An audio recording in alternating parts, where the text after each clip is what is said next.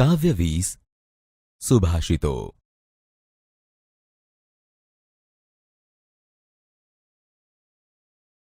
બાળ દોસ્તો, હવે આપણે કવિઓના જીવન વિશે પરિચય મેળવીએ. આ કાવ્યમાં આપેલા પહેલા સુભાષિતના કવિ છે શ્રી રામનારાયણ વિશ્વનાથ પાઠક. તેઓ સાહિત્ય જગતમાં શેષ, દ્વિરેફ અને સ્વૈર વિહારી એ 3 ઉપનામથી પણ ઓળખાય છે. તેમનો જન્મ ઈસવીસન 1887માં અમદાવાદ જિલ્લાના ગાણોલ ગામમાં થયો હતો. તેમનું મૃત્યુ ઈસવીસન 1955માં થયું હતું. કવિ શ્રી રામનારાયણ પાઠકે કવિતાઓ, વાર્તાઓ, વિવેચનો, નિબંધો, છંદશાસ્ત્ર વગેરે જેવા સાહિત્ય પ્રકારોમાં પ્રદાન કર્યું છે. તેમણે શેષ ઉપનામથી કવિતાઓ, દ્વિરેફ ઉપનામથી વાર્તાઓ અને સ્વૈર વિહારી ઉપનામથી નિબંધો લખ્યા છે.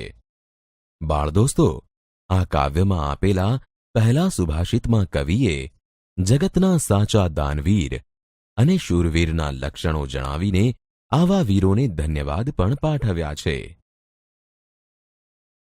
આ કાવ્યમાં આપેલા બીજા સુભાષિતના કવિ છે શ્રી જલાલુદ્દીન અલ્વી. તેઓ સાહિત્ય જગતમાં જલનમાત્રી ઉપનામથી પણ ઓળખાય છે અને તેઓ આપણા જાણીતા ગઝલકાર પણ છે. તેમનો જન્મ ઈસવીસન 1934માં થયો હતો. તેમનું વતન ખેડા જિલ્લામાં આવેલું માતર ગામ છે. બાળ દોસ્તો, આ કાવ્યમાં આપેલું બીજું સુભાષિત મુક્તક છે, જેના દ્વારા કવિએ ધ્યેયશીલ, ઉદ્યમશીલ અને દાનશીલ મનુષ્યના મૂલ્યો ઉત્તમ રીતે સમજાવ્યા છે.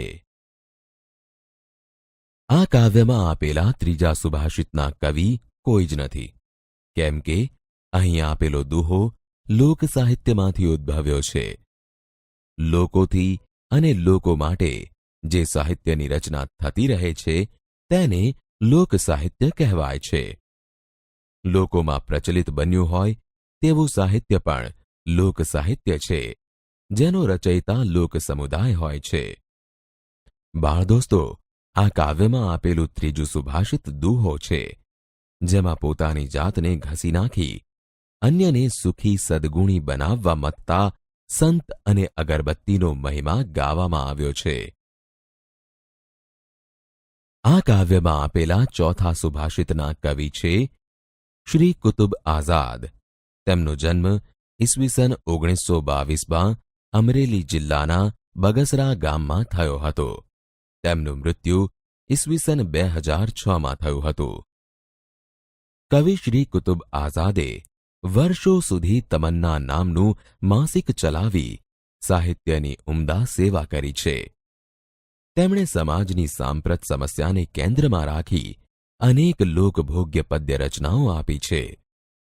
આ ઉપરાંત તેમણે 12 જેટલા પુસ્તકો પણ આપ્યા છે. બાળ દોસ્તો, આ કાવ્યમાં આપેલું ચોથું સુભાષિત ગઝલ છે, જેમાં કવિએ નમ્રતાનો મહિમા સુંદર રીતે સમજાવ્યો છે. આ કાવ્યમાં આપેલા છેલ્લા સુભાષિતના કવિ છે શ્રી વેણીભાઈ પુરોહિત. તેઓ સાહિત્ય જગતમાં સંત ખુરશીદાસ ઉપનામથી પણ ઓળખાય છે.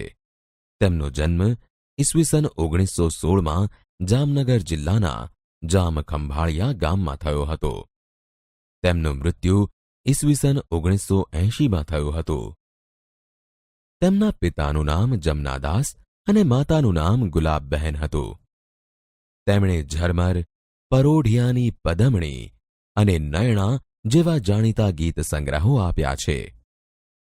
બાળ દોસ્તો, આ કાવ્યમાં આપેલા છેલ્લા સુભાષિતમાં કવિએ ચિંતા, દુઃખ, ખટરાગ વગેરે ભાવો ભૂલાઈ જાય છે, પરંતુ ઈર્ષારૂપી આગ ક્યારેય ભૂલાતી નથી એ ભાવ સરસ રીતે વ્યક્ત કર્યો છે.